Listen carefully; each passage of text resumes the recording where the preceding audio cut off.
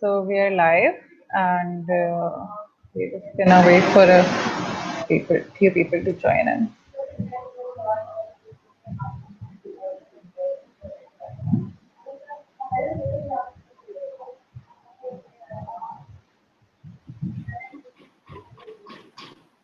एक second hold आप जी जी अपने स्टार्ट कीजिए कुछ बाहर डिस्टरबेंस है Yes, of course.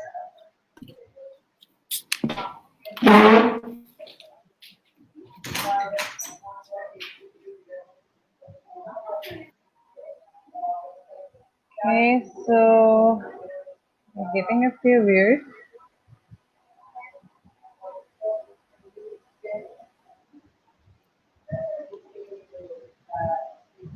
Hello, Assalamu alaikum. या Can you please confirm that you can see and hear me clearly? I'm getting a few viewers and likes, so I'm just waiting for someone to mention in the comments, and then we can begin.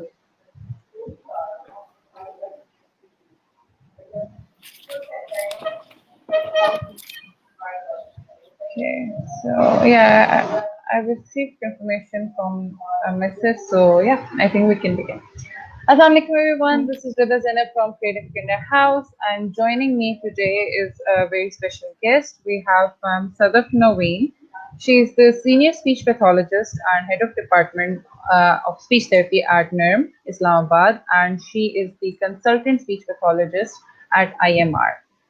She has been in this field for over 20 years and amounting to her massive experience. Today, we are going to be talking about clinical decision making in speech and language pathology. So, let's welcome Ma'am Sadaf. Assalamu alaikum, ma'am. How are you? वालेकुम अस्सलाम बिस्मिल्लाहिर्रहमानिर्रहीम I'm fine alhamdulillah and hope you're fine too Thank you. Covid से Thank सब you so बचे much हुए for हों अल्लाह करे Ameen, Bilkul, Ameen. So, thank you so much for joining us today, ma'am. And we are really excited about this topic. So, let's begin. okay Do you want me to put up the presentation? yeah I think it's Yeah. on from my side it's on हाँ जी, yeah, I just put it on. ठीक है. can you all see this the presentation हाँ जी, it's visible.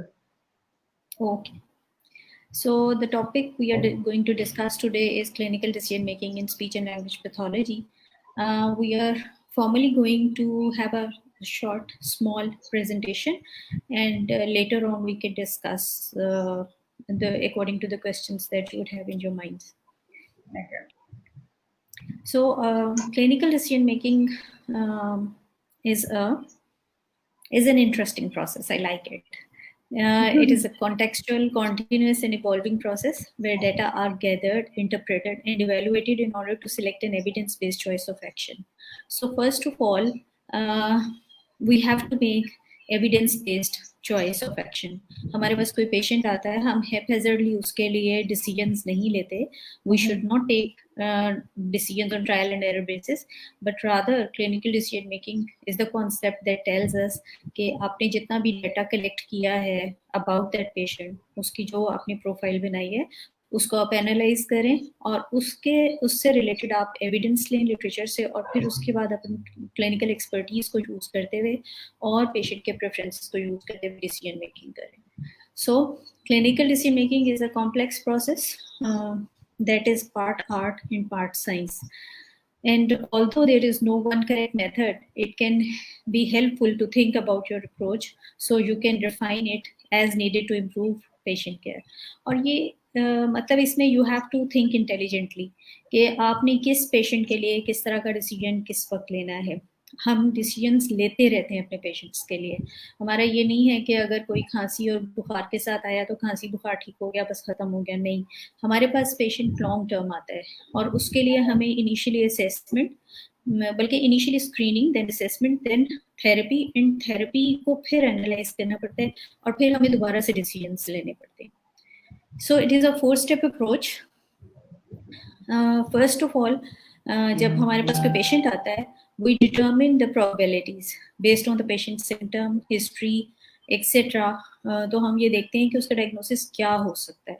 For example, अगर कोई patient हमारे पास verbal communication delay और disorder के साथ प्रेजेंट हो और कुछ बिहेवियर डिसफंक्शन भी उसमें आ रहे हो और अटेंशन भी लैक कर रही हो और कमांड्स फॉलो नहीं कर रहा, तो हम एक उसको हाइपोथाइज कर लेंगे कि शायद ये ASD है, इलेक्ट्रॉनिक स्क्रीन सिंड्रोम है, हेयरिंग इम्पेयरमेंट की वजह से उसके ये सारे प्रॉब्लम्स आ रहे हैं, अटेंशन डेफिसिट डिसऑर्डर है, attention deficit and hyper activity disorder है, इंटेलेक्चुअल डिसेबिलिटी है या डिलेड स्पीच डेवलपमेंट है। तो सारी प्रोबेबिलिटीज हमारे जहन में आना शुरू हो जाएंगी। फिर हम the second step is to gather data by further evaluating the patient. हम पेशेंट को फर्दर इवेल्यूएट करने के लिए पहला स्टेप हमने क्या करना है कि हमने और ज़्यादा डाटा कलेक्ट करना है, और वो और ज़्यादा डाटा जो होता है हिस्ट्री से आता है, पेरेंट्स इंटरव्यू से आता है, ऑब्जर्वेशन ऑफ चाइल्ड बिहेवियर से आता है, रिव्यू ऑफ मेडिकल नोट्स, अगर कोई उसकी कोई मेडिकल हिस्ट्री है तो हमें उसको भी रिव्यू करना है। और उसके अलावा आजकल हमारे पास जो क्लिनिक में पेशेंट्स आते हैं अक्सर वो अपने बच्चों की and I am amazed to see कि जो इवन पेरीफ्री से भी आते हैं या इवन विलेज एरिया से भी आते हैं, उन्होंने भी अपने बच्चों की रिकॉर्डिंग्स की होती हैं कि हमारा बच्चा आपके पास आके बोलेगा नहीं, बातें नहीं करेगा, तो हम इसको रिकॉर्ड करके ले आए हैं कि ये कैसे करता है, जो उनके कंसर्न्स होते हैं। And I like it. बल्कि मैंने ये मेरे जहन में भी उसी से किया था कि वंस मेरे पास एक विलेज से आए थे बंदे और उन्होंने ये इसी तरह से अपने बच्चे का प्रेजेंट किया था। सो जो हमने डाटा गैदर किया है उसकी बेस पे either will confirm our hypothesis और reject our hypothesis, but still we need to go further. हमने अपने जो जहन में प्रोबेबिलिटीज बनाई थी तो हमने उनको अपडेट करना है based on the data that we gathered, और उसमें हमने प्री टेस्ट प्रोबेबिलिटीज, कोई भी हमें टेस्ट या कोई भी हमें एग्जामिनेशन करनी है उन सारी प्रोबेबिलिटीज के अकॉर्डिंगली करनी होंगी और जो हमें इंफॉर्मेशन मिली है। फॉर एग्जांपल, एक बच्चा आया है कम्युनिकेशन डिसऑर्डर्स के साथ एंड ऑल दैट, हमने उसकी हिस्ट्री वगैरह ली, कजन मैरिज की भी हिस्ट्री मिल गई, उसके अलावा फैमिली में हेयरिंग इम्पेयरमेंट की भी हिस्ट्री मिल गई, तो फिर हम क्या करेंगे कि हम उसका हेयरिंग टेस्ट जरूर करा लेंगे। ठीक है, तो before referring child for any kind of test, instead of wasting resources on the test, क्योंकि पेशेंट्स बेचारे भी बहुत, उनके लिए भी बड़ा मुश्किल होता है दूर दूर जगहों पे आना जाना for hearing assessments and all that, तो वो इसलिए आपको केयरफुल रहना है कि आप उनको उन्हीं टेस्ट या एग्जामिनेशंस के लिए रेफर करें जो उनके लिए ज़रूरी है। ठीक है, then carefully collect and interpret additional data from the diagnostic test. Definitely जिस टेस्ट के लिए आपने भेजा आपको लगता है कि वो कंफर्मेशन के लिए है टेस्ट, तो फिर आपका जो है डायग्नोसिस इंशाल्लाह उससे बनना शुरू हो जाएगा। Most probably diagnosis should begin to emerge. अब यहाँ से क्या होगा कि जो आप ज़्यादा प्रोबेबल डायग्नोसिस होगा, आपके जो आपने पूरा एक डिफरेंशियल डायग्नोसिस की लिस्ट बनाई थी उनमें से वो अपेयर होना शुरू हो जाएगा। ओके जी। फिर consider an intervention to see whether it crosses your treatment threshold.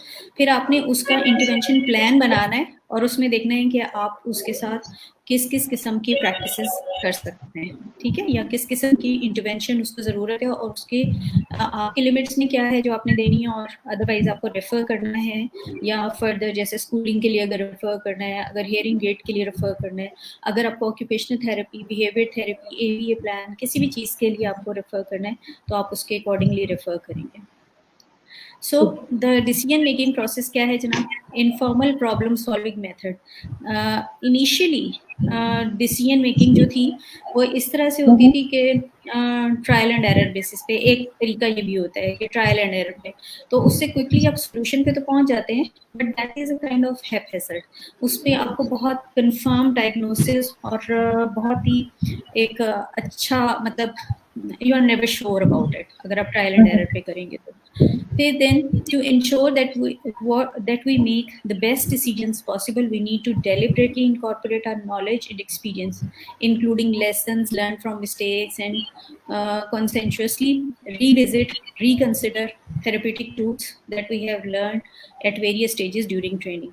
आप ये देखें कि जब हम इनिशियली किसी भी किस्म की कोई भी ट्रेनिंग लेते हैं तो हम उसमें अपना कुछ ना कुछ नॉलेज गेन करते हैं। डेफिनेटली वो ट्रेनिंग एक बहुत सिग्निफिकेंट चीज़ होती है, वो हमारी एक नॉलेज बेस बनाती है। और उसके साथ साथ जब हम प्रैक्टिस में आते हैं या हम ड्यूरिंग ट्रेनिंग कोई प्रैक्टिस करते हैं, पेशेंट्स को अटेंड करते हैं, तो हमारे एक्सपीरियंस में भी ऐड होते चला जाता है। अब ये होता है कि आपने वहाँ पे जो मिस्टेक्स की होती हैं उसके अकॉर्डिंगली अब आपने ये देखना होता है कि अब जो आपके पास आप प्रैक्टिस कर रहे हैं या पेशेंट को असेस कर रहे हैं, तो उस टाइम पे आपने उन ट्रूथ्स का ध्यान रखना है और दोबारा से कोई वो मिस्टेक्स नहीं करनी। ठीक है, डिसीजन मेकिंग में इसीलिए कहते हैं कि इसको आपने एविडेंस बेस्ड अगर डिसीजन मेकिंग हो तो आपको वो इन सब चीज़ों से सेव करे। ठीक Then है। and again remain on guard especially when stressed or tired to avoid slipping back into lower levels of decision making. Sometimes ऐसा भी होता है कि जब आप एविडेंस बेस्ड प्रैक्टिस नहीं कर रहे होते और हैप्पीजेंटली डिसीजंस बना रहे होते हैं, तो आप जो होता है in an effort to rush to the conclusion और in an effort to rush to the diagnosis, आप जो है या बहुत थक गए हैं तो इन ऑल दीज केसेस आप एक जल्दी डिसीजन ले लेते हैं, हाँ उससे जी। फिर कुछ चीज़ें रह जाती हैं।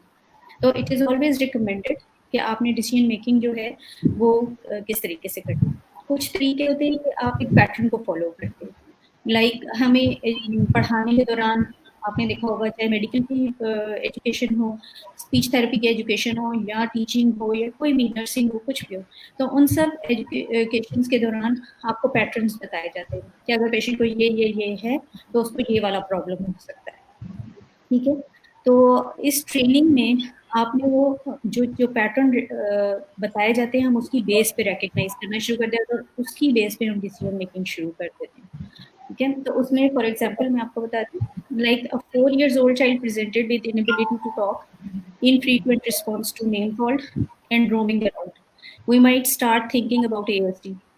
Some additional history will tell us that she is a mouth breather. She snores. Elder sister had otitis media with diffusion, for which grommets were inserted. We still keep on thinking that a child came to us is on ASD. When we, in the similar way, when we see a 7 years old child with distracted behavior, no verbal communication, with puffy eyes, protruded mouth, mouth breathing, snoring, repeated upper respiratory tract infections, we'll consider otitis media with diffusion, or we will consider that the child might have some kind of hearing loss, some level of hearing loss. That is why he's not developing verbal communication, and that is why he's distracted. In this, there is another example from the fluency. If we see a 4 years old being non-fluent with some struggle behavior and unaware of talking difficulty, we stick to our concept of normal disfluency or developmental disfluency. तो हमारे जो fix किस्म के patterns होते हैं हम उनके ऊपर सोचते चले जाते हैं। Clearly we need some other strategies to help keep us alert and prevent us from getting caught up in patterns. ठीक है, इनसे निकलने के लिए आप देखें कि जब हमने पहला केस डिस्कस किया था उसमें हमने कहा कि उस बच्ची को OME है, इस वजह से उसका बिहेवियर और उसका ये सारा का सारा प्रॉब्लम आ सकता है। तो ज़रूरी नहीं है कि वो ASD हो सकता है हाँ कि जी। ओटाइटिस फ्यूजन ही उसकी रीज़न हो जिसकी वजह से उसका माइल्ड हियरिंग लॉस और उसकी ऑडिटरी प्रोसेसिंग इफेक्ट हुई हो, और उसकी वजह से जो है उसका बिहेवियर डिसऑर्डर भी आ रहे हैं और उसके स्पीच प्रॉब्लम भी आ रहे हैं। ये हम लेटर इंशाल्लाह डिस्कशन में इसको डिस्कस करते हैं कि ओटाइटिस मीडिया विद डिफ्यूजन कैसे इफेक्ट करता है।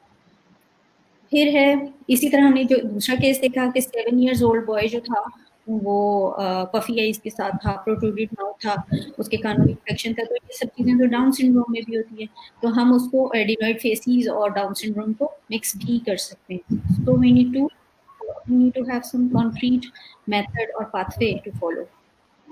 The non fluent child might be a beginner stammerer. जरूरी नहीं है कि उसको वो डेवलपमेंटल स्टैमरिंग की फेज में ही हो, वो बिगनिंग के लेवल के ऊपर आ गया हो। ठीक है, तो यहाँ पे आपको देखना होता है कि आपको माइनर लेवल्स के ऊपर भी डिसीजन मेकिंग करनी पड़ती है। सो एक तरीका है पैटर्न का, दूसरा है साइंटिफिक मेथड का। Consider each patient as a small research project. आपके पास जो भी पेशेंट आया है वो एक पूरी स्टोरी, वो एक रिसर्च प्रोजेक्ट है। आपने उसके ऊपर साइंटिफिक मेथड अप्लाई करना है। ठीक है, उसमें आपने प्रॉब्लम को आइडेंटिफाई करने के बाद डेवलप करना है हाइपोथेसिस, कलेक्ट करना है डाटा, एनालाइज करना है और फिर अपने हाइपोथेसिस को कंफर्म या रिजेक्ट करना है। While most of us don't think about it in quite this way, हम उसके लिए बहुत, मुझे लगता है ये टाइम कंज्यूमिंग है कि हम अपना ऑल्दो हमारे बैक ऑफ द माइंड के अंदर ये बन रहा होता है, ये सारा कुछ चल रहा होता है, लेकिन स्टिल हम उसको डाटा कलेक्शन और एनालिसिस, ये एक साइंटिफिक मेथड है, तो इसमें हम समटाइम्स थोड़ा थोड़ा सुस्त हो जाते हैं या नहीं अप्लाई करते। But this is also a method that is used in clinical decision making. फिर है डिफरेंशियल डायग्नोसिस का मेथड। इसमें ये होता है कि हम एक लिस्ट ऑफ डिफरेंशियल डायग्नोसिस बना लेते हैं। जब हम पढ़ रहे होते हैं तो हमारी डिफरेंशियल डायग्नोसिस की लिस्ट बड़ी ब्रॉड होती है। जब हमारी क्लिनिकल एक्सपर्टीज डेवलप होती चली जाती है तो आहिस्ता आहिस्ता हमारी डिफरेंशियल डायग्नोसिस की लिस्ट नैरो डाउन हो जाती है। तो उससे क्या होता है कि हम जो हमारे फिक्स हमने कर लिए होते हैं कि इस इसमें से हो सकता है, तो हम इसमें से एक प्रॉब्लम को निकाल लेते हैं कि इस बच्चे को ये प्रॉब्लम होगा, क्योंकि सारे के सारे साइंस एंड सिम्टम्स इसके साथ मैच करें, हिस्ट्री भी मैच करी है, सब कुछ मैच कर रहा है। The down side of this strategy is that हम उससे जल्दी एक नतीजा निकालने की कोशिश करते हैं, हम जल्दी से उस पे डायग्नोसिस पे पहुंचने की कोशिश करते हैं, जो कि हो सकता है कि करेक्ट ना भी हो। और some take a more pragmatic approach focusing on the diagnosis that we can actually do something about today. वो चाहते हैं कि आज हमने पेशेंट को इनिशियल विजिट के अंदर हम उसको कुछ ना कुछ बता के भेजें, कोई प्लान दे के भेजें। एक्चुअली ऐसा तब भी होता है जब, क्योंकि हमारे पेशेंट्स जो हैं वो इंसिस्टेंट होते हैं कि हमें बताएं कि हमारे बच्चे को प्रॉब्लम, हमें बताएं हमारा बच्चा ठीक हो जाएगा, आप हमें बताएं कि ये कहीं ASD तो नहीं है, ये कहीं ऑटिस्टिक तो नहीं है। तो वो इस तरह के उनके कंसर्न्स होते हैं, we can very well understand. जाहिर है हम अगर किसी के पास एक ऐसा बच्चा होगा, आपके बच्चे को एक कांटा भी चुभता है तो आप परेशान हो जाते हैं। तो जो पेरेंट्स इस तरह से बच्चे के बिहेवियर और कम्युनिकेशन डिसऑर्डर के साथ लिए हैं, उनके ये कंसर्न्स बहुत रियलिस्टिक हैं। लेकिन now we have to either tell them truthfully कि अभी हमारा ये टेंटेटिव है, और फिर हम इसको जो है लेटर ऑन अभी कंफर्म करेंगे, कुछ दिन हम टेस्ट करेंगे। तो समटाइम्स हमें थोड़ा डिले करना पड़ता है। उसके बाद आ जाता है the most scientific approach is evidence based practice. Evidence based practice is important because it aims to provide the most effective care that is available with the aim of improving patients' outcome. EBP also plays a role in ensuring finite health resources are used wisely, that relevant evidence is considered. अच्छा, evidence based practice में क्या होता है? Evidence कहाँ से आती है हमारे पास? Evidence आती है हमारे पास literature से। तो हम जब लिटरेचर से इस तरह के, अल्हम्दुलिल्लाह अब तो एक क्लिक ऑफ फिंगर पे आपको बहुत सारे आर्टिकल्स मिल जाते हैं, आप पूरी उस पे दुनिया में ब्राउज कर सकते हैं, तो आप उससे कहीं से भी एविडेंस निकाल सकते हैं, और वो एविडेंस जो होगी वो बताएगी कि जो केस आपके पास आया उससे रिलेटेड कौन सा उसका जो था कौन सा मेथड यूज किया गया जिसके आउटकम अच्छा आया। तो जब वो, या कौन सी स्ट्रैटेजी यूज की गई या कौन सी थेरेपी यूज की गई तो उसका रिजल्ट अच्छा आया, या कौन सा टेस्ट टूल अप्लाई किया गया तो उसका रिजल्ट उससे आपके जो है क्या कहते हैं कि डायग्नोसिस सही हो गया, या कौन सा गोल्ड स्टैंडर्ड मेथड है या कौन सा गोल्ड स्टैंडर्ड टेस्ट है जो कि किसी भी डिसऑर्डर को डायग्नोज करने में हेल्प कर सकता है। तो ऐसी सूरत में एविडेंस आपको मिलेगी लिटरेचर से। ओके, तो लिटरेचर से जब एविडेंस मिलेगी तो फिर आप उसको आपने एनालाइज करना है और फिर आपने आगे चलना है। तो फर्स्ट ऑफ ऑल ये एक मैंने आपके साथ शेयर की है, ये है सेकेट एट ऑल 2011 की एविडेंस बेस्ड मेडिसिन की एक पिक्चर है। देखिए कि फर्स्ट ऑफ ऑल असेसमेंट, जहाँ पे एक पेशेंट ने आके आपको बताया कि हमारा बच्चा नहीं बोलता, ये आपका, यहाँ पे हमें डिसीजन लेना है कि वो क्यों नहीं बोलता। तो सबसे पहले हम उससे क्वेश्चनिंग करेंगे, उसकी इंफॉर्मेशन को एक्वायर करेंगे, उसको प्रेज करेंगे, और उसकी इंफॉर्मेशन को एक्वायर करने के बाद फिर हम एविडेंस सर्च करेंगे। एविडेंस सर्च करने के बाद फिर हम उसको एनालाइज करेंगे, फिर एनालाइज करने के बाद हम उसको अप्लाई करेंगे, और वो जो भी एविडेंस हमारी होगी हम अपनी क्लिनिकल डिसीजन मेकिंग में उसको अप्लाई करेंगे। फिर हम उसका ऑडिट करेंगे, यानी कि 1 से 4 स्टेप पे जो हमने जितने भी किए उनको हम देखेंगे कि उनमें कहीं से कोई लूप होल तो नहीं रह गया या हमने कोई चीज़ मिस तो नहीं कर दी, और फिर हम उसको दोबारा से इस साइकिल को शुरू कर लेंगे। क्योंकि आपको सिर्फ असेसमेंट के टाइम पे ही नहीं सिर्फ करना है एविडेंस बेस्ड प्रैक्टिस चूज करनी, बल्कि जब आप एक स्टेप और आगे चलते हैं फिर आप करते हैं, फिर आप करते हैं, तो रिपीटेडली आप असेसमेंट और इंटरवेंशन, असेसमेंट और थेरेपी कॉन्टीन्यूसली सारी की सारी इंटरवेंशन में एविडेंस बेस्ड प्रैक्टिस को यूज कर सकते हैं। इससे आपके टाइम और रिसोर्सेज जो हैं वो वेस्ट नहीं होंगे। तो फर्स्ट ऑफ ऑल हमने क्लिनिकल जो हमारा पेशेंट ने हमें अपनी कंप्लेंट बताई उसको हमने एक क्वेश्चन की फॉर्म में बना लिया। आगे हम डिस्कस करते हैं कि हमने किस तरह से किया। एविडेंस बेस्ड प्रैक्टिस की एक चीज़ मैंने आपसे बल्कि सारी चीज़ें उस साइकिल में डिस्कस की हैं। इसमें आप देखें कि ये एक 3 टेल है एविडेंस बेस्ड प्रैक्टिस की, that is external scientific evidence, client perspective and clinical expertise. बीच में हमारी आवाज डिस्टर्ब तो नहीं हुई बेटा? नहीं नहीं नहीं मैम, आप कंटिन्यू करें। क्योंकि बीच में मुझे आप आवाज आनी बंद हो गई थी इसलिए। अच्छा नहीं आपकी आवाज आ रही है। अच्छा जी, फर्स्ट ऑफ ऑल इसमें ओके, एक्सटर्नल साइंटिफिक एविडेंस हम कलेक्ट करेंगे, फिर हम उसके बाद क्लिनिकल एक्सपर्टीज और क्लाइंट का पर्सपेक्टिव लेंगे। ये तीनों की तीनों चीजें are very vital for clinical decision making, that is evidence based. So जब हमने उसका क्वेश्चन फॉर्म करना है जिसका हमने जिक्र किया था कि हमें पेशेंट ने आके अपनी कंडीशन बताई, तो उसके मुताबिक अब हमने डाटा सर्च करनी है। तो डाटा सर्च करने के लिए हम एक क्वेश्चन बना लेंगे, that is called PICO question. हाँ जी, उस पीको क्वेश्चन के अंदर हम सबसे पहले देखेंगे कि हमारा जो पेशेंट है वो कितनी एज का है, तो उसके अकॉर्डिंगली हम पॉपुलेशन उसमें लिख देंगे, what are the characteristics condition of the group, that may include specific diagnosis, age, severity level. For example, autism spectrum disorder और hearing impairment हमने क्वेश्चन बनाना है, तो हम उसमें इसी तरह से बना सकते हैं कि हमारे पास 4 to 5 years old children with ASD और mild hearing loss, ठीक है। फिर हम उसकी इंटरवेंशन देखेंगे कि हम किस चीज़ को फाइंड आउट करना चाह रहे हैं, क्या हम स्क्रीनिंग को फाइंड आउट करना चाह रहे हैं, असेसमेंट को, या हम ट्रीटमेंट प्लान को फाइंड आउट करना चाह रहे हैं, और सर्विस डिलीवरी मॉडल्स को, किस चीज़ को हम उसमें फाइंड आउट करना चाह रहे हैं। तो फॉर एग्जांपल अगर हम EST लेते हैं उसमें हम स्क्रीनिंग फाइंड आउट करना चाह रहे हैं या असेसमेंट फाइंड आउट करना चाह रहे हैं, तो हमारा असेसमेंट का उसमें सेकंड वो आ जाएगा एलिमेंट। फिर आ जाएगा कंपैरिजन कि what is the main alternative to the intervention assessment.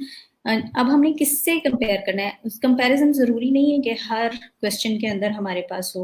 ये क्वेश्चन हम इसलिए फॉर्म करें क्योंकि जब हमने एविडेंस को सर्च करना है तो इन्हीं इंग्रेडिएंट्स को हमने उसके ऊपर सर्च करना है।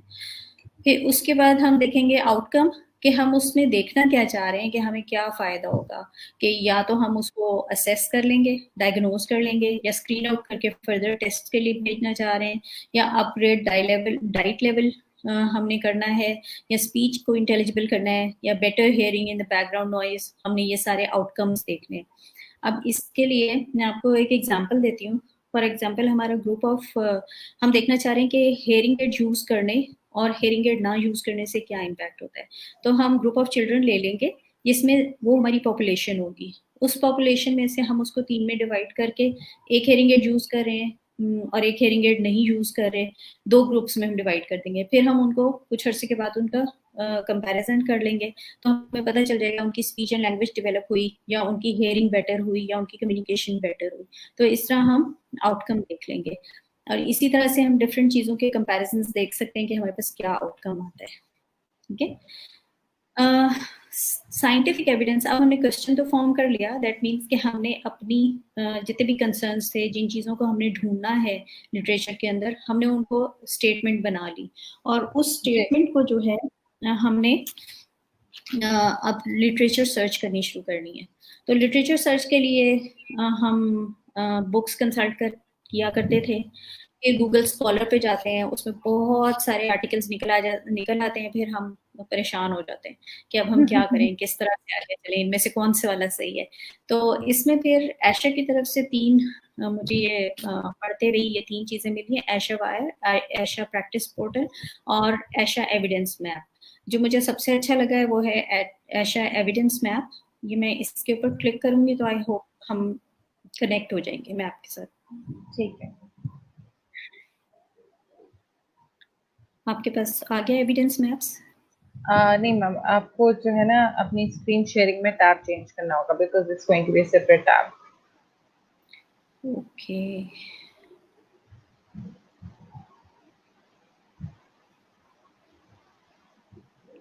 ये तो हमारे, चलिए मैं इसको एंड पे लगाती हूँ, ठीक है। ठीक है, बिल्कुल ठीक है। अच्छा, इसमें है उसके बाद आ जाता है कि क्लिनिकल एक्सपर्टीज क्या होती है। हमने वो जो हम ट्रायंगल डिस्कस करें उसमें हमने एविडेंस को डिस्कस किया, तो जी। एविडेंस हमने से लेनी है, जिसके लिए हम अभी एशा मैप्स पे इंशाल्लाह जाएंगे। फिर उसके बाद है क्लिनिकल एक्सपर्टीज, उसके लिए clinical expertise with sorry literature without clinical expertise is of no use, क्योंकि जब आप एक कोई लिटरेचर पढ़ते हो वो कल्चरली और लिंग्विस्टिकली आपकी जो एरिया है उसके साथ वो कोरिलेट नहीं करता, तो फिर वो लिटरेचर हमारे लिए इतना यूजफुल नहीं रहता। अब यहाँ पे जो क्लिनिकल एक्सपर्टीज हैं वो काम आती है। सो अब यहाँ पे जो है एविडेंस बेस्ड मेडिसिन से मैंने एक ये पैराग्राफ उठाया है, तो उसमें उन्होंने यही बताया कि आपने इंटीग्रेट करना है individual clinical expertise with best available external clinical evidence. ठीक है, कि आपकी जो क्लिनिकल एक्सपर्टीज हैं वो जब एविडेंस के साथ मिलेंगी तो तभी आप का जो नॉलेज बेस के साथ आपके जो एक्सपीरियंस है वो दोनों चीजें मिल जाएंगी जब, तो फिर आपका जो है डिसीजन ज्यादा सही होगा। और वो रिसर्चेज जो है आप सिस्टमैटिक रिसर्चेज लेंगे। बेस्ट क्लिनिकल एविडेंस का मतलब ये है कि जो हाई क्वालिटी रिसर्चेज होती हैं या आर्टिकल्स होते हैं। By individual clinical expertise we mean that proficiency and judgment। अब ये पर्सनल एबिलिटीज होती हैं क्लिनिशियन की, क्लिनिशियन का एक्सपीरियंस, उसका नॉलेज ऑफ कल्चर, उसका knowledge of linguistic of that particular area, उसका knowledge of the understanding of the patient, वो कितना उनकी थियरी ऑफ माइंड अंडरस्टैंड करता है, कितना अपने पेशेंट की परसेप्शन को अंडरस्टैंड करता है। लाइक आपके पास अगर एक गांव से पेशेंट आया है और आप उसके साथ इंग्लिश में उसको सारे काउंसलिंग कर रहे हैं, that is going to be of no use. No तो यूज। इस हाँ जी, तो इसलिए आपको ये सारी चीजें क्लिनिकल एक्सपर्टीज के अंदर आ जाती हैं। ठीक है, अब आप सिर्फ क्लिनिकल एक्सपर्टीज, इनिशियली तो यही था कि पहले जो है क्लिनिकल एक्सपर्टीज ज्यादा होती थी कि डॉक्टर ने कह दिया ऐसे करना है तो ऐसे करना है। तो अब ये है कि लोग काफी अवेयर हो गए हैं by the advent of this internet system. अब लोग पहले पढ़ के जाते हैं, तो इसलिए अब उनको आपने अपने साथ जब सेम पेज पे लेके आना है तो आपको बहुत अच्छे तरीके से उनको इन्फॉर्म करना है अबाउट ईच एंड एवरीथिंग। उनको आपने बेसिकली एजुकेट करना है about the problem that you are foreseeing. ठीक है, तो उसको जब आप इन्फॉर्म करेंगे तो उसके लिए आपकी स्किल्स चाहिए, उसके लिए आपकी क्लिनिकल एक्सपर्टीज चाहिए, उसमें आपकी पर्सनल एक्सपर्टीज चाहिए कि आप कितने अच्छे तरीके से उस सारा जो एविडेंस आपने इकट्ठी की प्लस अपना एक्सपीरियंस इकट्ठा किया और उसको कन्वे किया आपने अपने पेशेंट तक, और ताकि वो फुली इन्फॉर्म हो जाए और फिर वो डिसीजन मेकिंग के अंदर पार्टिसिपेट कर सके। क्योंकि वंस वो अंडरस्टैंड कर लेगा तो उसका वो सेटिस्फाई हो जाएगा और वो फिर रिस्पॉन्सिबिलिटी लेगा for the change, for the compliance. ठीक है, अगर हम खाली एविडेंस पे चलते रहेंगे तो हमारी जितना भी जो हम कहेंगे कि नहीं जी बाहर के मुल्क में तो ये हो रहा है हमने यही करना है, तो उसका हमें फायदा नहीं होगा। ठीक है, तो हमें अपने कल्चर और लिंग्विस्ट, खासतौर पे लैंग्वेज और कल्चर के अकॉर्डिंगली हमारे पास असेसमेंट टूल्स और इंटरवेंशन और थेरेपी ये सारा कुछ होना चाहिए। तो माशाल्लाह बहुत सारे यूनिवर्सिटीज में जो रिसर्च डिग्रीज हो रही हैं वहाँ पे लोग काफ़ी अब ये इस तरह का मटेरियल डेवलप कर रहे हैं जो कि हमारा कल्चरली अप्रोप्रिएट है। But it's sorry I am interrupting you, लेकिन it's still in progress right? अभी भी इतना मटेरियल नहीं अवेलेबल हमारे culture appropriate material. You very right, और इसकी रीजन बहुत स्ट्रॉन्ग है। देखिए यहाँ पे हमारी हर चीज जो है वो क्लाइंट के पॉकेट से जाती है या स्टूडेंट के अपने पॉकेट से जाती है, जबकि इंटरनेशनली हर चीज स्टेट पेड है। ठीक है, तो उसमें ये होता है कि आपने अगर कोई रिसर्च करनी है, आपका क्लाइंट जो आपके पास आ रहा है वो एक रूटीन में आ रहा है ना, आप उसका सारा जी। डाटा इकट्ठा करते हैं, उसकी डॉक्यूमेंटेशन कर सकते हैं, और डॉक्यूमेंटेशन उनकी बहुत स्ट्रांग है, हमारी इतनी स्ट्रांग नहीं है, हम उतना डाटा नहीं रखते अपने पास। तो जी। उससे ये कि वो तो सारा क्योंकि स्टेट उनके लिए कर रहा है, तो वो उनके रिकॉर्डिंग्स एंड एवरीथिंग, वो उसमें एथिकल इश्यूज तो आते हैं लेकिन उसको एड्रेस कर लेते हैं, उनके कंसेंट के साथ सब कुछ करते हैं डेफिनेटली, लेकिन उनके पास डाटा कलेक्ट हो जाता है, सिस्टमेटिक है सब कुछ। हमारे यहाँ थोड़ा सा ना, अभी थोड़ा सा नहीं बल्कि काफी सा ये सिस्टमेटिक नहीं है चीज। मतलब हर यूनिवर्सिटी इंडिविजुअली कर रही है या हेल्थ केयर सेंटर इंडिविजुअली कर रहा है, लेकिन उसको रिसर्च के पॉइंट ऑफ व्यू से अगर हमारा हर हॉस्पिटल डाटा कलेक्ट करने लगे तो हमारे पास तो बहुत ढेरों ढेर डाटा होता है। हम खुद भी इस चीज़ में लैब करते हैं, हमारे पास बहुत पेशेंट आते हैं, पेशेंट इन्फ्लक्स बहुत ज़्यादा है NARM के अंदर, लेकिन फिर भी ये होता है कि समटाइम्स हम उतना डाटा उस तरह से नहीं रख पाते क्योंकि एक के बाद एक पेशेंट आ रहा होता है। फिर उसमें यही होता है कि आपके रिसोर्सेज नहीं है कि आप उस डाटा को फटाफट कलेक्ट कर सकें। आप देखें कि इंटरनेशनली लोगों को महीनों के बाद की डेट्स मिलती हैं, जबकि हमारा पास आने वाला patient is not ready to even wait for half an hour. वो इस चीज को रियलाइज ही नहीं करता कि वो पहले पेशेंट को काउंसिल कर रहे हैं, तो अभी हम थोड़ा सा वेट कर लें, तो इस पे भी नाराज हो जाते हैं। तो how can we make them pass through the long process of data collection, जिसमें वो पहले फॉर्म फिल करेंगे फिर वो वेट करेंगे। It is not like that here, क्योंकि हमारे पास बहुत कम इस तरह की सर्विसेज अवेलेबल है, तो हम केटर नहीं कर पाते सारे के सारे उनकी नीड्स को। अच्छा जी, उसके बाद थर्ड जो टेल है हमारी उसकी evidence based practice in clinical decision making में, जो एविडेंस बेस्ड प्रैक्टिस पे होगा, उसकी जो थर्ड टेल है वो है clients perspective. This is very very significant. Initially it was not like that, the treatment was imposed on the patient, the diagnosis was imposed. अब आपको तसल्ली करानी पड़ती है कि ये अगर आप कह रहे हैं तो आप क्यों कह रहे हैं। पहले वो कहते थे अच्छा डॉक्टर साहब आपने कहा 5 गोलियां खानी है तो मैं 5 खा लूंगा, बस उसमें वो they were not used to ask questions. लेकिन अब क्या है, अब वो पूछते हैं किस चीज की दवाई दे रहे हैं। तो इसी तरह से हमारी फील्ड के अंदर भी, स्पीच के अंदर भी, client perspective is of utmost important, इसलिए कि जब तक वो आपके साथ आपकी बात को अंडरस्टैंड नहीं करेगा तो वो उस चीज को अप्लाई नहीं करेगा जो आप उसको बताना चाह रहे हैं, वो चेंज नहीं आएगा बिहेवियर के अंदर जो आप लाना चाह रहे हैं। सो the needs and perspectives of the client, their caregiver and family should be given preference in assessment and intervention decisions. These will provide insight into their priorities, values and expectations, or culture and linguistic characteristics can impact in clinical decision making. तो इसमें क्या होगा कि उनकी priorities आपको पता चल जाएंगी। लाइक अगर प्रोफाउंड, अभी कुछ 2-3 दिन पहले की बात है, मेरे पास एक पेशेंट आया प्रोफाउंड हेयरिंग लॉस के साथ, and they wanted their child to speak. और वो कहते हैं कि हम चाहते हैं कि हमारा बच्चा जो बोलना शुरू हो जाए, जबकि वो 7 साल का हो चुका है बच्चा और प्रोफाउंड हेयरिंग लॉस के साथ है। So I had to educate the mother कि हेयरिंग क्या है, हेयरिंग से आपके कैसे दिमाग के अंदर आवाज जाती है। आपका बच्चा जो 7 साल की उम्र तक जिसने सुनने को इस्तेमाल ही नहीं किया, तो वो सुन के अब कैसे सीखेगा, और उसके पास कौन सा मोड है, कितना इंटेलिजेंट है, ये सब चीज़ें मुझे उसके साथ डिस्कस करनी पड़ी। जबकि बच्चे में इंटेलेक्चुअल डिसेबिलिटी भी थी, द रीज़न बीइंग कि वो माइक्रोकेफेलिक भी था। तो ये सारी चीज़ें मिलके, और अटेंशन डेफिसिट भी था उसके अंदर।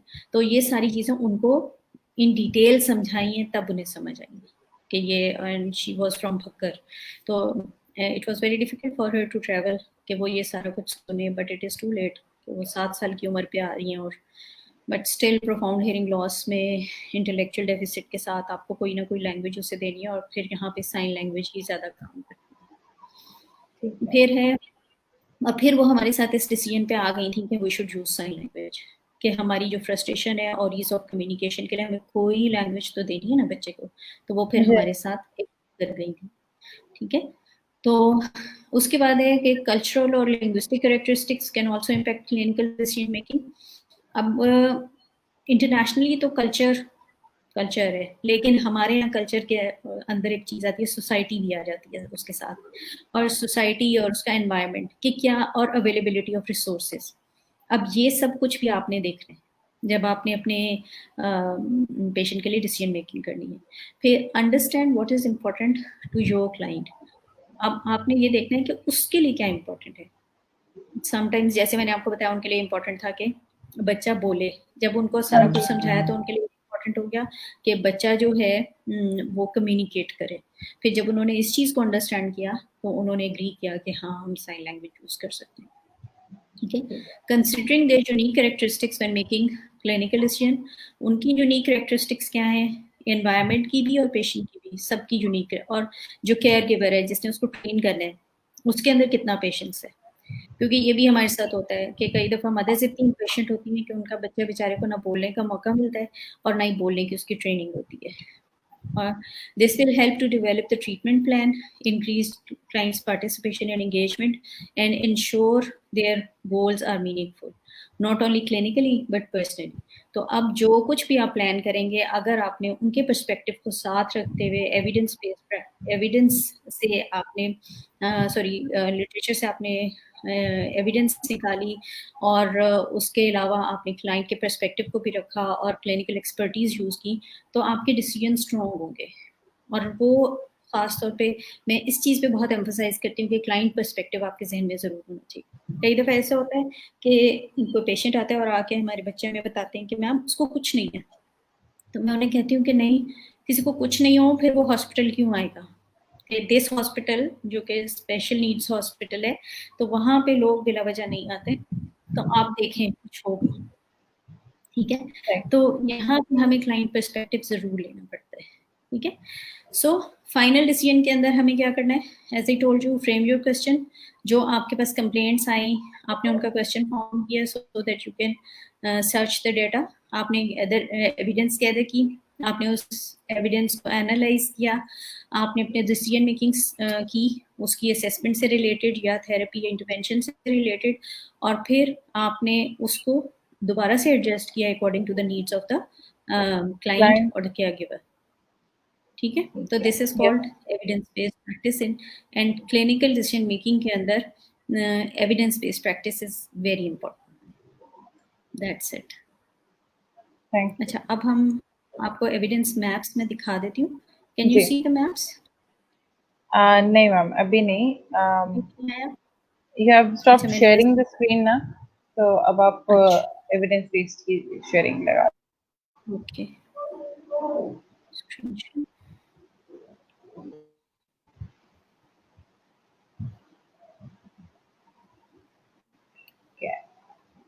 आगे.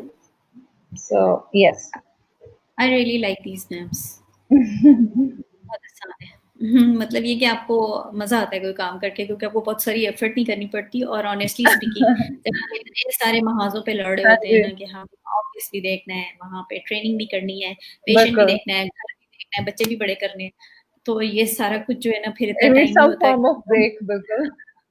तो वो फिर ये इट बिकम्स ईजियर. मैं सबके लिए जो फेमिलियर है ऑटिज्म आजकल और बज़वर्ड है, तो मैं इसको खोलती हूँ ताकि आपके लिए अंडरस्टैंड करना आसान हो. सो हम क्लिक करेंगे जो हमारा डिसऑर्डर होगा उसके ऊपर. आई विश के ये खुल जाए. ओके, खुल रहा है, वेट करें. अब देखें, ये हमने एविडेंस ऑटिज्म खोला. ठीक है. Autism spectrum disorder. अब यहाँ पे हमारे पास ऑप्शंस आ रही हैं, assessment, screening, service delivery, treatment.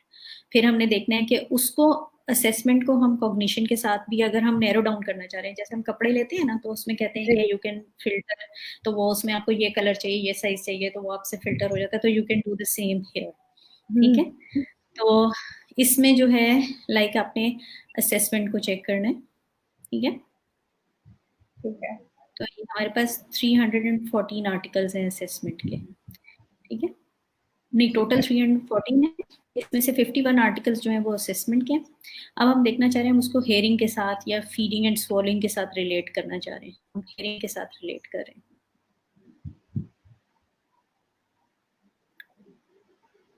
कि अगर हमारे पेशेंट को सस्पेक्टेड हेयरिंग का भी मसला है और प्लस हम उसके ऑटिज्म में ही देखना चाह रहे हैं उसका कि असेसमेंट कैसे की जाए, तो ये हमारे पास निकल आए. अब इन लिटरेचर्स जो हम लिटरेचर से हमारे निकले, यहाँ पे उनका दिया हुआ है कि ये गाइडलाइन है. नीचे हमारे पास एक सिस्टमेटिक रिव्यू है. हमने देखना है कि हाई क्वालिटी रिसर्च कौन सी है. ठीक है. हम देखते हैं कोई हमारे पास मेटा एनालिसिस मौजूद है. ज़्यादातर गाइडलाइंस हैं, सिस्टमेटिक रिव्यूज़ भी अच्छे हैं, और इसमें से हम जो भी सिलेक्ट करेंगे हम उसको पढ़ सकते हैं, हम सबको भी पढ़ सकते हैं. ठीक है. It all depends how much time do you have and how much patience do you have. ठीक है. Yeah. एनीवेज, आप इसमें से for example autism and peripheral hearing loss, the systematic review, इसकी डिस्क्रिप्शन क्या है? Systematic review of studies that investigated the relationship between autism spectrum disorder and peripheral hearing loss. ये systematic review यानी different researches का इन्होंने हमें review दिया और उसके कंक्लूजन्स हमारे पास क्या हैं. ठीक है, ये देखते हैं हम. इसका एक ही कंक्लूजन उन्होंने दिया है.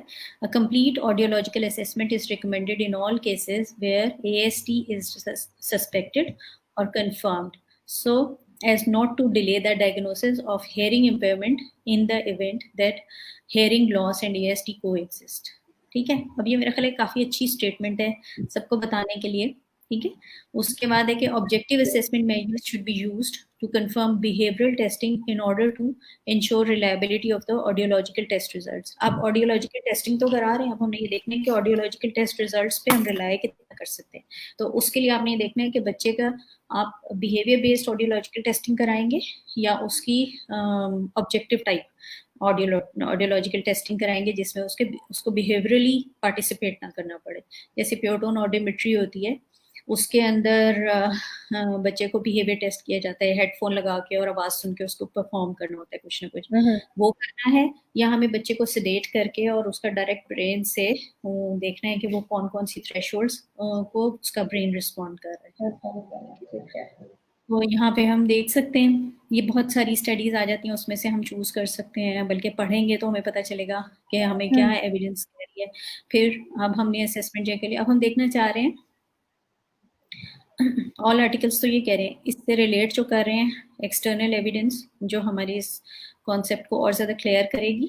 तो वो ये कह रही है कि this is a guideline from French society of ENT, ये बहुत मुश्किल है पढ़ना. Providing good practice recommendations on cochlear implantation. ठीक है, तो अब हम देखते हैं इसकी evidence.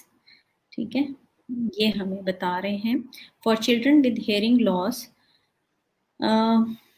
pedopsychiatric assessment and brain MRI are recommended for children who are candidates of cochlear implant. ठीक है, in case of signs are suggestive of autism spectrum disorder.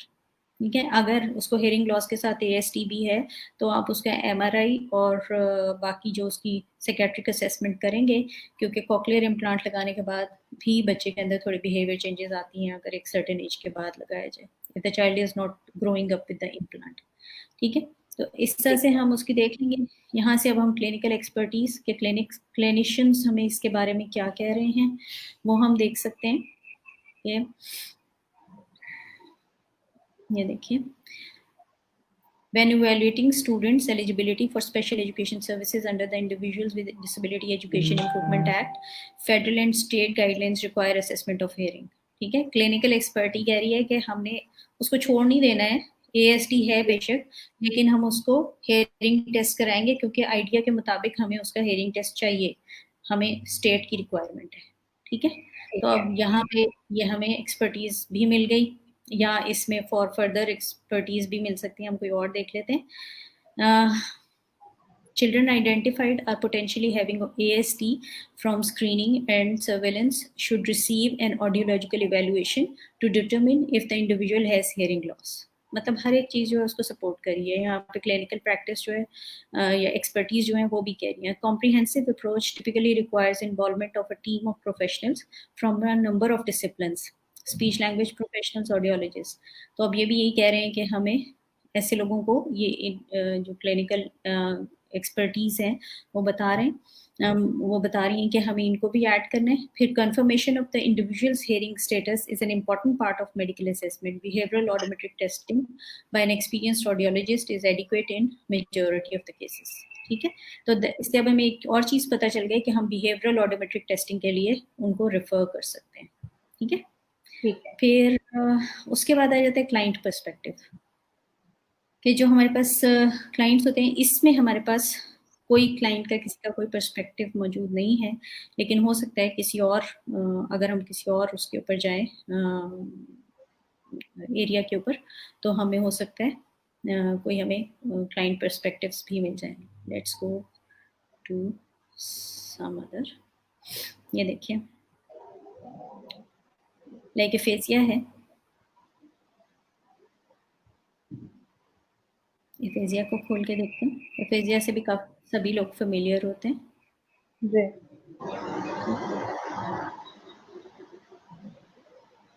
ये इसके 63 आर्टिकल्स हैं रिलेटेड विद एफेजिया। अब हम देख लेते हैं कि हमारे ट्रीटमेंट से रिलेटेड कितने आर्टिकल्स हैं, उनको हम पढ़ सकते हैं। ठीक है, इसमें 59 आर्टिकल्स टोटल हैं, 55 उसमें एक्सटर्नल एविडेंस है जो ट्रीटमेंट को के से रिलेटेड है, फिर उसमें क्लिनिकल एक्सपर्टीज़ हैं 9, और उसमें क्लाइंट पर्सपेक्टिव्स 2 हैं, जिसको हम देख लेते हैं क्योंकि हमें पिछले केस में नहीं मिला था।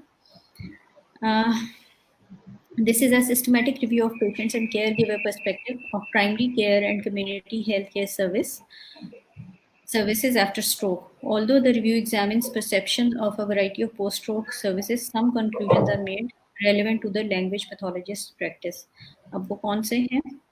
When professionals in the community healthcare setting, such as speech language pathologists, offered support through programs, organization, these was like dysarthria and aphasia. These were generally appreciated and resulted in the feeling of confidence, reassurance, and encouraged positive coping behaviors. ठीक है, कि जब उन्होंने हमको educate किया तो उनके positive coping behaviours आना शुरू हो गए। तो ये इसी तरह से people with aphasia reported increased feeling of belonging and protection, reduced worrying with participation in community organization specific to their needs। ठीक है, इस तरह से क्लिनिकल जो पेशेंट का पर्सपेक्टिव आपको पता चल गया कि वो किस तरह से चेंज हो गया विद प्रोग्राम्स जो उन्होंने ट्रीटमेंट के लिए ट्रीटमेंट इंट्रोड्यूस के कर। लिए। ठीक है, तो it is a long list, तो हम हम्म, सारा तो नहीं देख सकते, बट ये मैं आपको बताना चाह रही थी। You can always click in the presentation, जो मैंने आपको एविडेंस मैप्स का एक लिंक दिया हुआ है, जी। आप उधर क्लिक करेंगे तो आप उससे उस पर जा सकते हैं। So this is it as far as formal presentation is concern. अब हम मेरे ख्याल डिस्कशन की तरफ आ जाते हैं।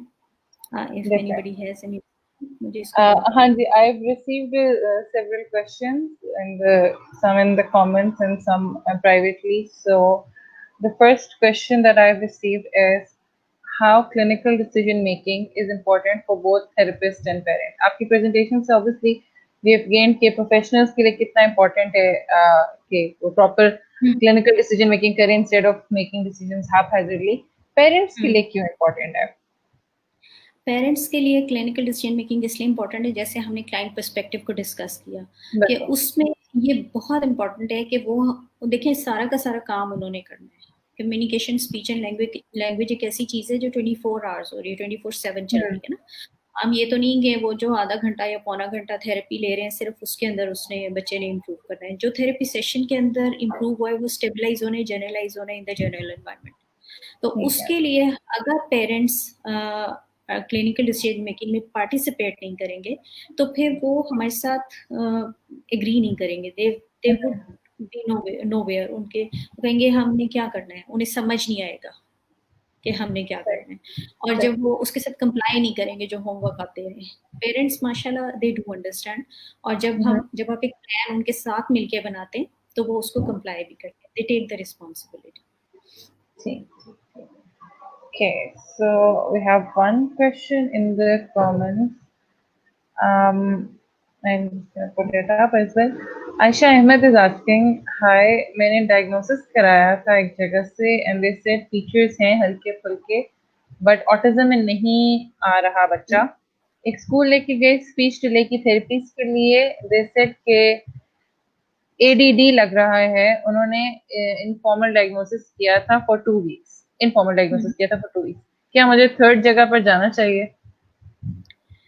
देखिए बेसिकली जो आयशा, इसके लिए अगर बच्चे के जो भी फीचर्स आ रहे हैं कम्युनिकेशन डिसऑर्डर से रिलेटेड विद बिहेवियर के भी अगर कोई इश्यूज आ रहे हैं तो उसमें आपको डेफिनेटली स्पीच थेरेपिस्ट तो उसको असेस करेगा। और स्पीच थेरेपिस्ट जो अपने टूल्स यूज़ करते हैं उसमें जो यहाँ पे आमतौर पे यूज़ करते हैं क्लिनिक्स के अंदर वो है cars, childhood autism rating scale, वो यूज़ करते हैं और उसके मुताबिक उसका डायग्नोसिस करते हैं। तो कुछ थेरेपिस्ट ऐसे भी होते हैं जो अप्लाई करने के बावजूद आपको शायद इन्फॉर्म ना किया हो उन्होंने कि मैं क्योंकि पेरेंट्स का भी वो उनको देखना होता है। Sometimes parents are very sentimental, emotional, they get emotional, तो फिर आप उनको इस तरह की न्यूज़ अगर आप उनके ऊपर एकदम से थोप देंगे जी ये बच्चा जो है ASD पे है तो वो थोड़ा सा डाइजेस्ट करना डिफिकल्ट हो जाता है। तो शायद ये वजह हो, लेकिन ये कि उनको अगर ASD है तो what I do is I refer them to another professional. दो प्रोफेशनल्स का सेम कंक्लूजन जब आता है किसी भी डायग्नोसिस के ऊपर, खासतौर पे ये कम्युनिकेशन और बिहेवियर डायग्नोसिस जो होते हैं, तो उसमें फिर आप उस डायग्नोसिस को लेके चलते हैं। Like in case of ASD अगर मैं सस्पेक्ट कर रही हूँ कि कुछ फीचर्स हैं तो आई वुड अप्लाई कार्स, और फिर उसके बाद में अगर मुझे लगेगा सस्पेक्ट करूंगी तो मैं उसकी कंफर्मेशन ज़रूर चाहूंगी, और मैं फिर उसको कोई और अगर स्टैंडर्डाइज टूल यूज़ हो रहा है लाइक एडोस यूज़ हो रहा है वो उसके लिए हम रेफर कर सकते हैं।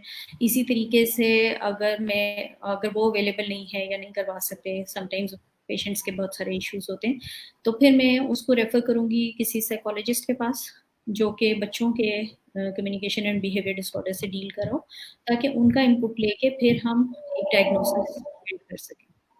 और मैं आपको ये तो नहीं कह सकती कि थर्ड जगह पे जाना चाहिए कि नहीं जाना चाहिए। ये तो अगर आपको लगता है कि जो कुछ आपको प्रीवियसली लोगों ने बताया है, जो स्पीच थेरेपिस्ट ने या स्कूल ने जो भी बताया है वो सही है और उसके मुताबिक उस बच्चे में प्रोग्रेस भी आ रही है, तो you can continue with that. लेकिन आपका टाइम कहीं वेस्ट ना हो तो आप बेशक एक थर्ड ओपिनियन भी ले लें, ये हम आपके लिए डिसाइड नहीं कर सकते। यू हैव टू सी। ठीक है. So another question in the comments is Najmagul is asking, hi, if a child is diagnosed with borderline ASD at the age of 3.5 and he started getting speech and ABA sessions from that time till the age of 7, and if he improves at that point, that there seems nothing wrong, child is doing good in school, but the main issue now is only an attention problem. So what do you think, that the diagnosis might be wrong and he has the attention deficit type of ADHD? इन्होंने एक second part भी question पे की है. Okay, the main part of my question is that if the child has an attention issue, then can he be misdiagnosed for ASD? नहीं, ऐसा होता नहीं, क्योंकि ASD की तो एक बहुत लंबी लिस्ट ऑफ फीचर्स है जो कि देखनी पड़ती है आपको, मतलब उनके स्टीरियोटिपिक बिहेवियर्स, रेपिटेटिव बिहेवियर्स और उनके कुछ टिपिकल बिहेवियर्स होते हैं जो आपको देखने पड़ते हैं। तो और आमतौर पे अटेंशन डेफिसिट जो है वो आपको बच्चे के अंदर बाय बर्थ ही होता है, वो डेवलप नहीं होता है। ASD जो है वो रिग्रेसिव टाइप जो है 2 इयर्स की एज पे भी आ सकता है, तो समटाइम्स बच्चा बिल्कुल ठीक डेवलप हो रहा होता है और हो जाता है।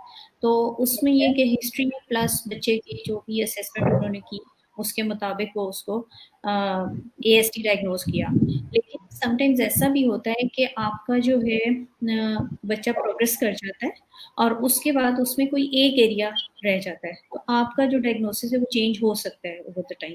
उसमें हम ये नहीं कहेंगे कि पहला गलत था, पहले वाले के फीचर्स ऐसे ही थे और अब जो है उसका जो प्रॉब्लम रह गया वो अटेंशन डेफिसिट का रह गया, बाकी सारी चीजें उसने ओवरकम कर ली है। तो अब थेरेपी जो होगा उसमें आप बाकी चीजों को छोड़ेंगे नहीं, बाकी चीजों को साथ रखें, क्योंकि अटेंशन डेफिसिट हुआ तो फिर चीजें लूज कर सकता है, जो उसने बिहेवियर और स्किल्स लर्न कर ली हैं हो सकता है वो लूज ना कर दे, क्योंकि अटेंशन डेफिसिट की वजह से बच्चे जो कमांड्स और जो न्यू लैंग्वेज लर्निंग्स होती हैं उनको भी प्रोसेस नहीं करते, और जब वो प्रोसेस नहीं करते तो उसकी वजह से भी स्पीच लैंग्वेज और कम्युनिकेशन डेफिसिट्स आते हैं। तो इसलिए कंक्लूसिवली आई वुड से कि हो सकता है कि वो इनिशियली ASD पर ही हो, लेकिन उसके बहुत सारे फीचर्स इंप्रूव कर गए और वो उसके बाद अब अटेंशन का एक ऐसा प्रॉब्लम रह गया जो कि आप देखें कि जनरल पब्लिक में भी आपको मिल जाता है, क्योंकि हर एक does not go through the extensive psychological assessments for attention deficits. ठीक है, तो उसके अब आप फोकस ये रखें कि उसके अटेंशन को आपने ज़्यादा इंक्रीज करना है। ठीक है. Okay, we have another question. What is the best audiological assessment for ASD children? ASD children क्योंकि थोड़ा सा उनका बिहेवियर ऐसा होता है कि आप उसे प्रिडिक्ट नहीं कर सकते कि उसने वाकई आपके ऑडिटरी इनपुट के ऊपर रिस्पॉन्ड किया है या नहीं किया है, तो इसलिए बिहेवियरल ऑडियोमेट्री जो है जैसे प्योर टोन ऑडियोमेट्री वगैरह, sometimes they do not bear the headphones on their ears, उसको उतार के फेंकने शुरू हो जाते हैं। तो ASSR और बैरा आर बेटर जो कि कर लिए जाएं। तो और उसके अलावा आप फ्री फील्ड ऑडियोमेट्री भी करा सकते हैं, क्योंकि आपने सिर्फ स्क्रीन आउट करना है कि बच्चा उस पर हेयरिंग इम्पेयरमेंट है या नहीं है। तो उसके लिए जो थेरेपिस्ट उसके साथ काम करे उसकी ओपिनियन बहुत इंपॉर्टेंट है।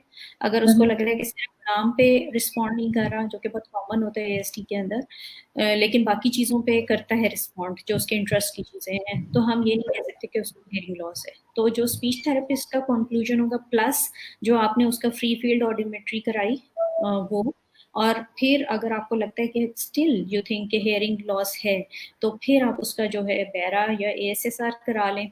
बेस्ट तो PTA होता है, लेकिन ये बच्चे PTA परफॉर्म नहीं कर पाते, कोऑपरेट नहीं कर पाते, तो इसलिए फिर हम उनको रिकमेंड करते हैं कि आप बैरा या ASSR करवाएं। ठीक है. Before I take another from the comments, I have received one question privately. What are the protocols for hearing assessment with and without the cochlear implant? With and without cochlear implant. Protocol for hearing assessment तो यही है कि first of all if a patient is presented with some kind of speech and language disorder, और हमने उन disorder के accordingly अगर हमें लग रहा है कि हेयरिंग लॉस है, हम उसको स्क्रीन आउट करेंगे अपने क्लिनिक में, और प्लस उसमें हिस्ट्री बहुत सिग्निफिकेंट है, उसकी सारी हिस्ट्री लेंगे हेयरिंग असेसमेंट की। एक बहुत बड़ा टॉपिक है हेयरिंग असेसमेंट का। इसमें यह है कि जैसे अगर एक बच्चा जो है उसको अपर रेस्पिरेटरी ट्रैक्ट इन्फेक्शंस रहते हैं और वो हमारे क्लिनिक में प्रेजेंट होता है with speech and language disorder, तो हमारा फिर मेथड ये होगा कि हम फर्स्ट ऑफ ऑल ENT से कंसल्ट करेंगे। ENT will examine the years और ईयर नोज एंड थ्रोट, और स्पेसिफिकली ईयर्स को एग्जामिन करेंगे ताकि ये देखा जा सके कि जो कंडक्शन पाथ है, यानी एक्सटर्नल ईयर के कुछ पार्ट्स और प्लस मिडल ईयर, वो बिल्कुल क्लियर है, वहां से आवाज कंडक्ट हो सकती है, उसमें कोई कान में इन्फेक्शन मौजूद नहीं है। जब वो उसको क्लियर कर देगा, इन केस अगर इन्फेक्शन मौजूद है तो उसको ट्रीटमेंट देंगे, उसके बाद उसका हेयरिंग टेस्ट होगा। अदरवाइज ये होगा कि उसको अगर ईयर्स क्लियर हैं तो वो उसको फिर ऑडियोलॉजिकल टेस्टिंग के लिए रेफर कर देंगे। ऑडियोलॉजिकल टेस्टिंग में डिफरेंट टाइप्स ऑफ टेस्ट हैं, अगेन सब्जेक्टिव ऑब्जेक्टिव टेस्ट हैं, जिसमें कि पेशेंट ने खुद परफॉर्म करना है और जिसमें उसको उसकी परफॉर्मेंस नहीं बल्कि उसके बिहेवियर को ऑब्जर्व करना है या उसके ब्रेन के बिहेवियर को ऑब्जर्व करना है। तो वो इस तरह के टेस्ट उसको दिए जा सकते हैं। जिसका कॉक्लियर इम्प्लांट हो चुका है या जो हेयरिंग एड यूज कर रहा है, in our hospital we do it कि वंस उसको लग जाता है, जब इम्प्लांट हो जाता है, बिफोर इम्प्लांट तो उसको सिर्फ ये कि हेयरिंग टेस्ट कराना है, बल्कि कॉक्लियर इम्प्लांट के लिए वही बच्चे रिकमेंडेबल होते हैं जिनके नॉन सर्विसेबल ईयर्स होते हैं, यानी उनको हेयरिंग एड से फायदा नहीं होगा स्पीच एंड लैंग्वेज डेवलपमेंट में। हो सकता है कि वो एनवायरमेंटल साउंड्स को भी आइडेंटिफाई या डिस्क्रिमिनेटली अंडरस्टैंड ना कर सकें।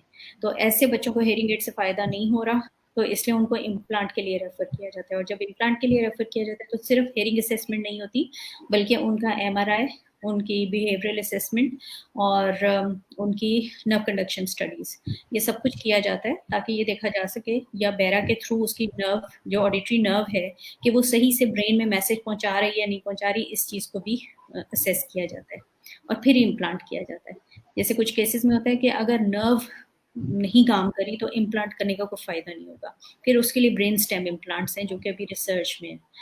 और जब इम्प्लांट हो जाता है बच्चे का, तो उसके लिए होता है कि आप जो थेरेपी ले रहे हैं, थेरेपिस्ट उसको खुद से चेक करता है। एक तो ये कि कॉन्टिन्यूसली उसकी मैपिंग होती जाती है, उसके जो हैं चैनल्स को ओपन किया जाता है ग्रेजुअली, और फिर इसी हिसाब से उसकी लिसनिंग कैपेबिलिटी इंप्रूव करती चली जाती है। तो वंस जैसे 6 महीने गुजर गए हैं, अब सारे चैनल्स ओपन हो चुके हैं, प्लस हम स्पीच थेरेपी भी दे रहे हैं, तो उसके बाद आप उसकी एक एडिड ऑडियोमेट्री करा। एडिड ऑडियोमेट्री में ये होता है कि इम्प्लांट के साथ उसकी हियरिंग थ्रेशोल्ड्स फाइंड आउट कर लें।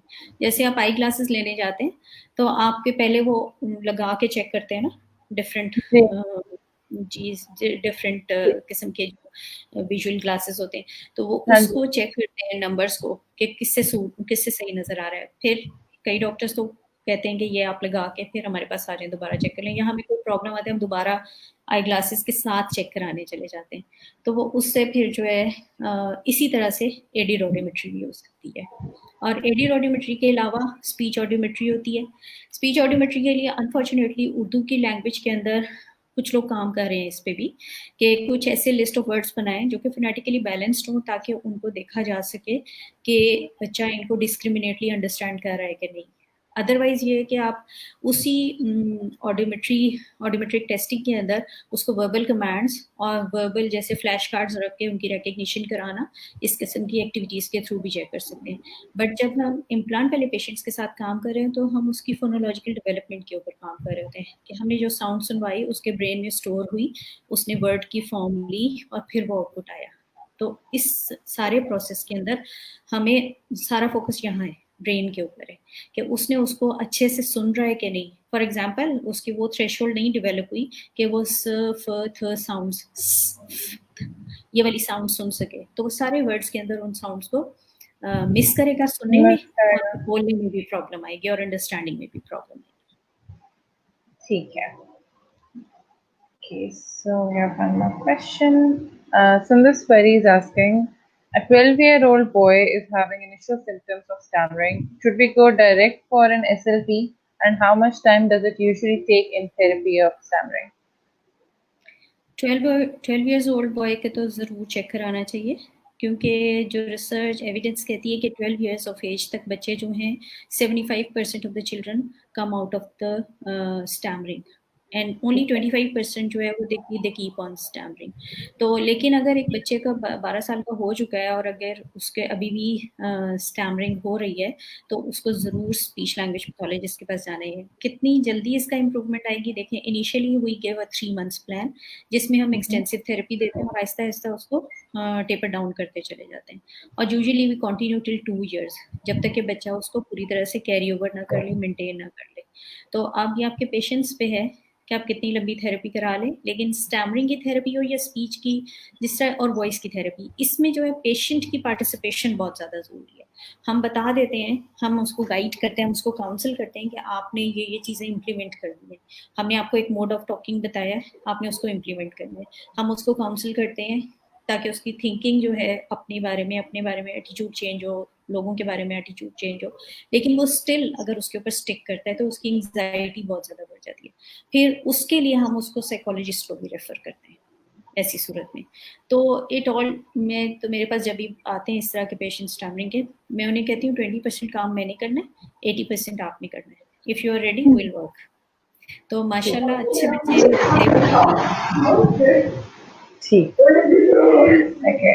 So I have received a final question. What could be qualitative and quantitative measures for the evaluation of any disorder in speech pathology? That seems like a broad question. It is. क्योंकि I cannot name all. I would suggest to go to ASHA's map or go to the Google Scholar again.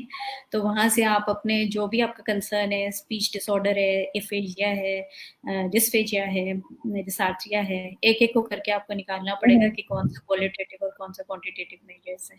तो वैसे ये है कि यहाँ पे जो test tools develop हो रहे हैं, मुझे एग्जैक्टली तो नहीं पता, लेकिन लाइक हमारा एक है स्किंट एफेजिया असेसमेंट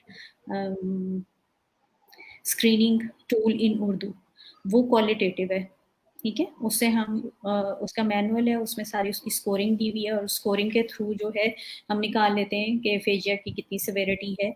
और बेसिकली वो है स्क्रीनिंग टूल, लेकिन हमें बहुत अच्छा डायग्नोसिस दे देता है।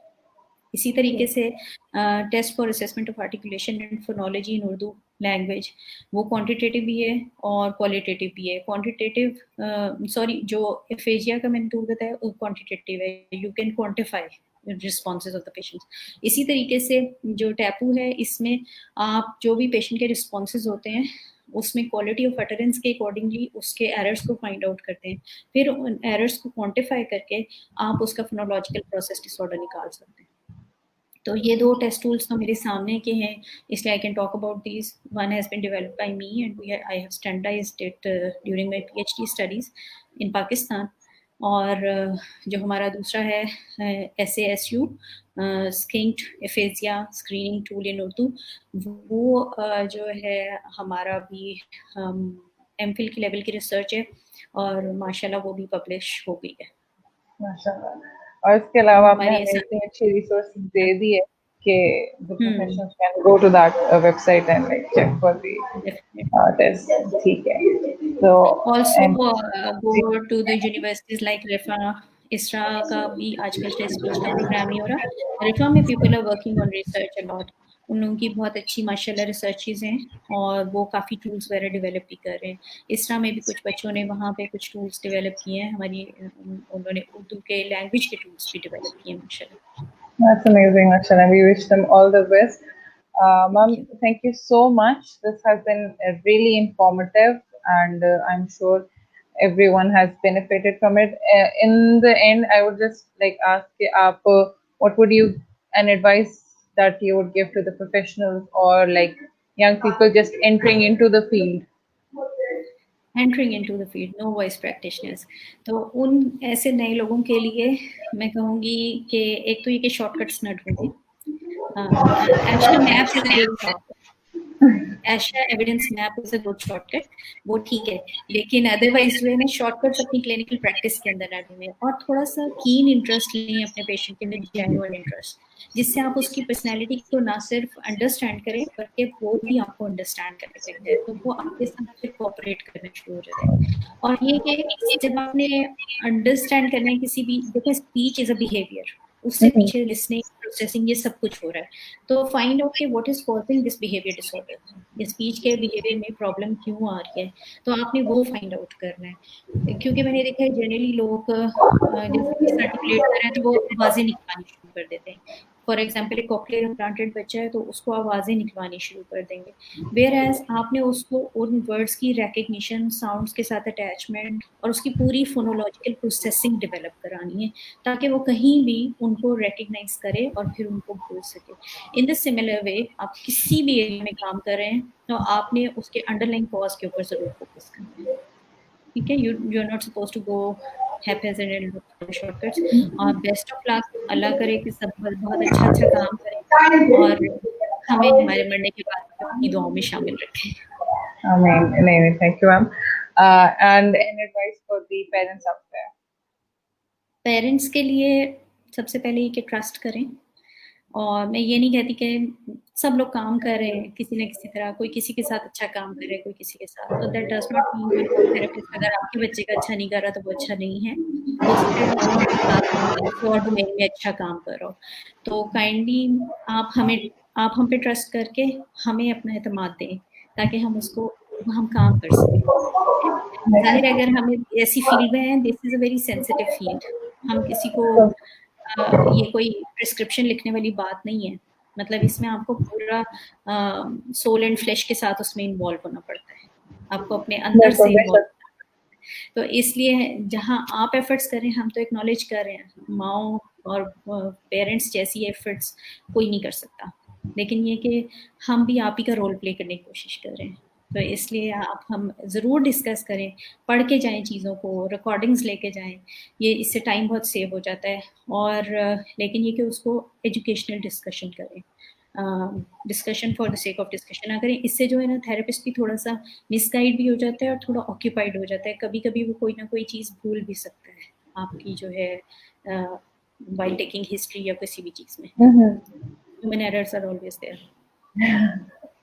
Thank you so much, ma'am, for joining us. It has been a pleasure and amazing. And thank you to the viewers. Thank you for your questions. And the video will be there on Facebook, and it will later be uploaded on our YouTube channel, so you can later on watch this amazing presentation. And the link that ma'am has shared, we will also put that in the comments. So thank you so much, and Allah Hafiz. Allah Hafiz.